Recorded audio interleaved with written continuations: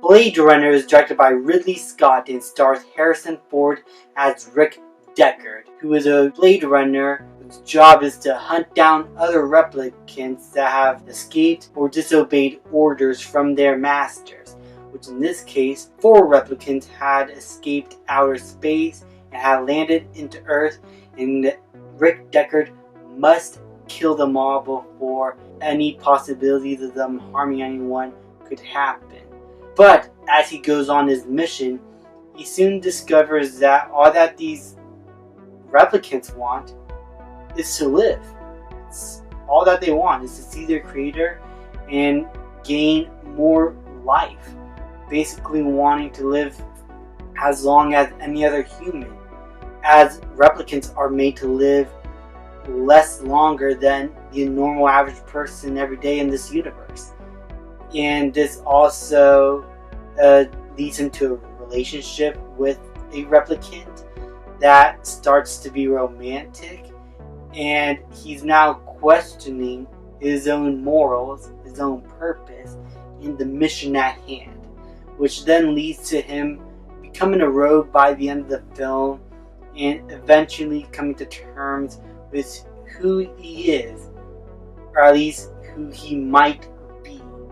This film has a lot to say in terms of what it means to be human, what it means to make choices that are right and wrong, and about creation and life. I think those themes are explored very well here. In fact, this is probably one of the best films to explore these themes about. I think this film was able to do it in many subtle ways that reflect upon each of the characters' actions, and each actor in this film is absolutely fantastic at their roles, and each character has a purpose in the story. Harrison Ford as Rick Deckard is probably the weakest link, but definitely is still a strong character that is very intriguing. Starts off as a regular old cop in the future, just doing his job, but as he goes on his mission, he starts to discover more about himself that he's never known before, more about his morals, understand that what he's doing may not actually be right, which goes ahead and kind of the polar opposite of the sort of antagonist of this film. And by sort of antagonist, I mean Batty, who's played by Rutger Hauer. I'm sorry if I mispronounced your name. Who is absolutely fantastic in this movie. And Batty is probably my favorite character in this entire film.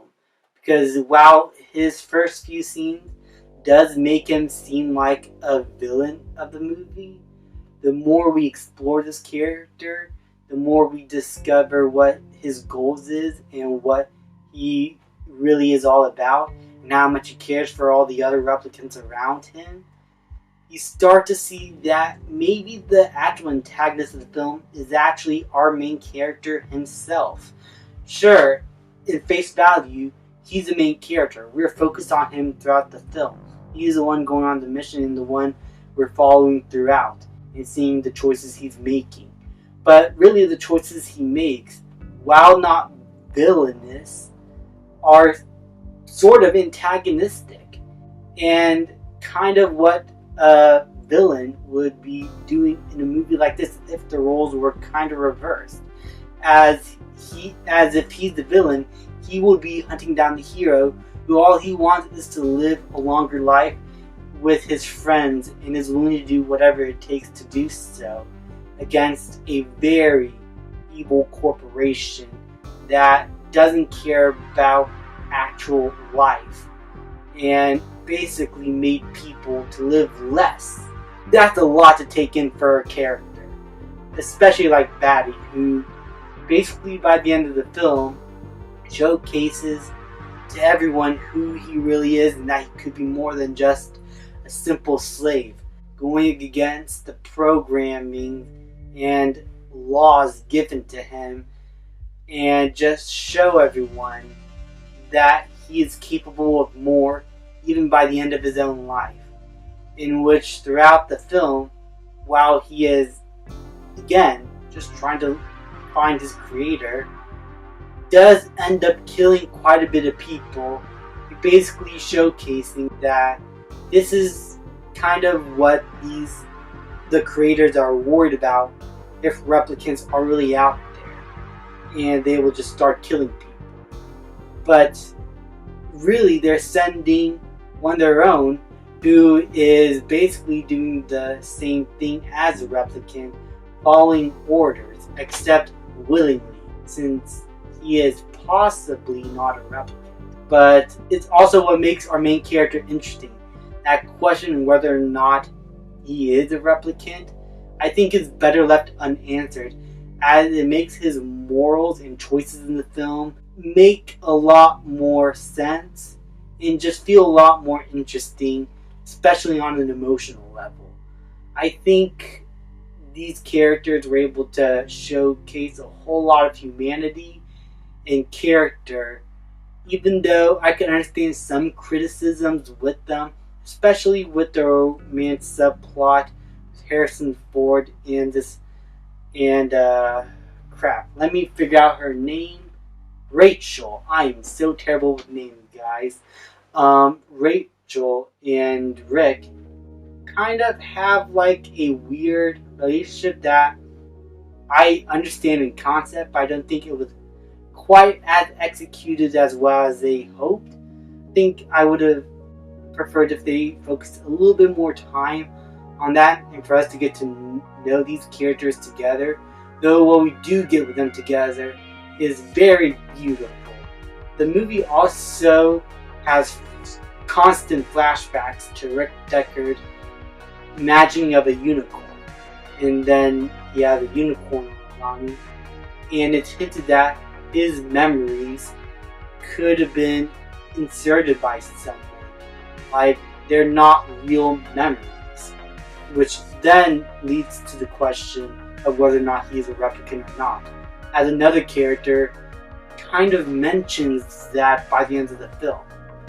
Overall, Blade Runner has a lot to say in terms of its story and themes, and I think it did it all very well as being a visually beautiful film that still to this day looks incredible. The visual effects, the set design, the cinematography and color, the lighting, everything about this beautiful city is fantastic, as well as grimy, bit rotten in places. And you do not want to live there, clearly. But at the same time you do, as the streets are lived in, everything feels real and tangible. Man, they really don't make movies like this anymore. Movies that are, of course, fantastical, but they could feel like they are really there.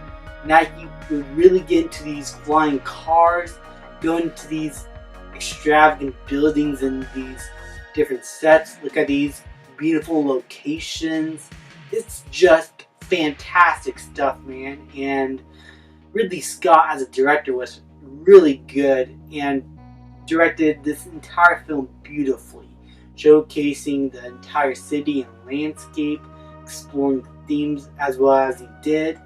Just overall, aside from the romance, which I don't think is bad, but maybe could use a little bit more time, I could honestly say that this movie is probably my favorite Ridley Scott film. I think in terms of themes and story, this is probably one of his best. In terms of visuals, I think it's one of his best. I mean, I love Aliens, and man, Gladiator is a classic, but Blade Runner is just all around incredible. And I absolutely think it is going to be remembered even for more years to come, mostly due to the themes and story it presents. Despite it being a box office bomb at its time, mostly due to a lot of studio interference. I mean, we got 5 cuts of this film already. The studio mangled this a whole lot. I watched the final cut. That's the best version to watch. Not like the other cuts are bad, but they were missing something. The final cut is the one you should watch, and is the one that Ridley Scott had the most creative control over, and it's what I'm reviewing. Just to be clear here. So I'm reviewing the final cut. I think it's my favorite version of the film. And overall, no matter which version you do watch, each version still has something to offer, to say about its characters and its themes, and still was able to explore it very well and create something memorable that will stand the test of time. And for that reason, even counting all 5 cuts of the film, I'm going to give Blade Runner an A+. There are imperfections here and there, but honestly, this is one of those films where everything great about it overlaps all the tiny nitpicks I have with it. This is a fantastic film that you should definitely watch if you haven't had the chance. And overall, it's just an all-around classic. And I love it. Thank you guys so much for watching. Please leave a like, subscribe, comment, and I will see you guys next time.